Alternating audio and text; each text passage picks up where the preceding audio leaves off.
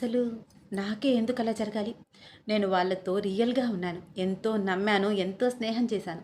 నన్నెలా మోసం చేయాలనిపించింది? ఇది నా వల్ల కావట్లేదు. తట్టుకోలేకపోతున్నాను అని మీరు బాధపడుతున్నట్లయితే ఈ వీడియో పూర్తిగా చూడండి.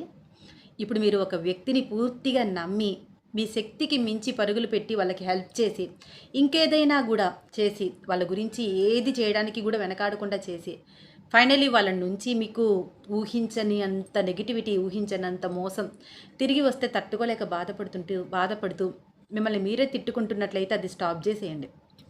ఇప్పుడు వాళ్ళ దగ్గర నెగటివిటీ ఉంది కాబట్టి మీకు నెగటివిటీ ఇచ్చారు వాళ్ళు. వాళ్ళ మైండ్ సెట్ అది. వాళ్ళ గుణం అది. వాళ్ళ బుద్ధి అది. దానికి మిమ్మల్ని మీరు ఎందుకు తిట్టుకోవాలి? మీ వైపు నుంచి 1% తప్పులేదు. మీరు రియల్‌గా ఉన్నారు కదా వాళ్ళతో. మీరు మంచివాళ్ళు కాబట్టే వాళ్ళు మోసం చేయగలిగారు.